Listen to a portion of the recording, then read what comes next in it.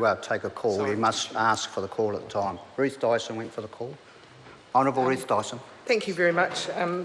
Mr Chairman, normally I'm very pleased to be able to speak, particularly in a bill such as this one, but it's a really big disappointment to me that as we see New Zealand finally break through into the area of environmental reporting, that the key issue that would give this reporting integrity, and that is the independence of the topics that are chosen, has been just cast aside by both ministers actually who have been responsible for this bill. And we're left with this division in the Parliament, which I think is unnecessary and could have been easily resolved. It would have given a great message to New Zealanders that we were very clear about our responsibility in terms of tracking, deciding, across the environmental impact area, what issues we were doing well in, what issues we were doing poorly in, and where we needed to make more progress and how.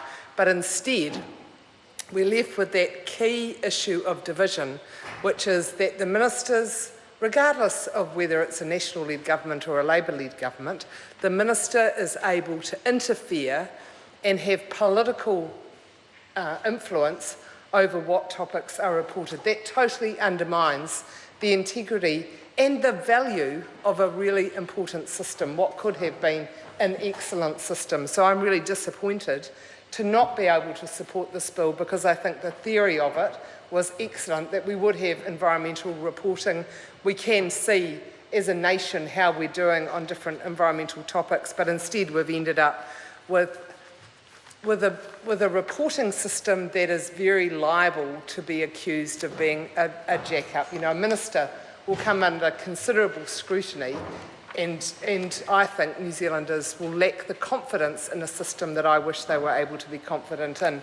Mr Chairman, we've had some interesting contributions during the earlier part of the debate, and I want to particularly refer to some of the earlier contributions that have been made around my colleague Sir William Seo's supplementary order paper, which I think is one that the government should support, and I hope other parties in the Parliament will as well. So it looks at environmental reporting and the impact on New Zealand, what difference different topics are making in terms of New Zealand, and it takes that one step further. For me, this supplementary order paper, which is outlined on order number 92, actually sets a leadership goal for New Zealand in terms of our impact on our Pacific neighbours. It alters clause 7 in clause 7.2b by replacing standards with standards and then inserting how the state of New Zealand's economic and environmental activities impacts on the Pacific region's climate and ecosystems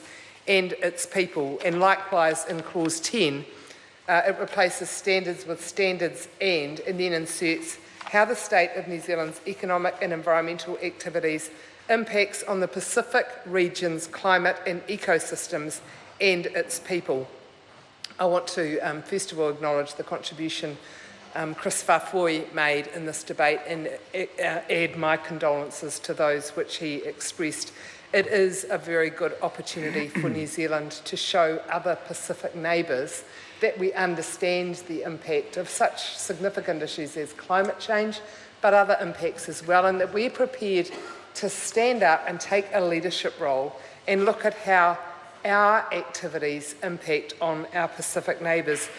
Paul Foster-Bell, who's a National List Member of Parliament, said that he thought New Zealand's economic and financial contribution to Pacific Islands climate change is negligible.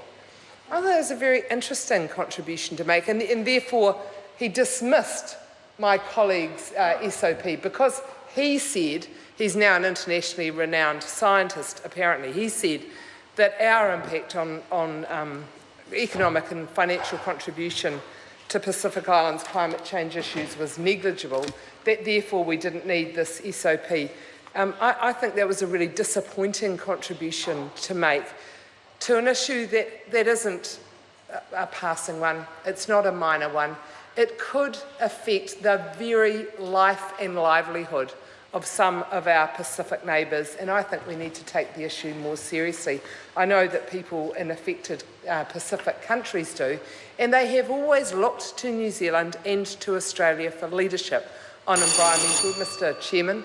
Matt Ducey. Mr Chairman. Thank you very much, Chair.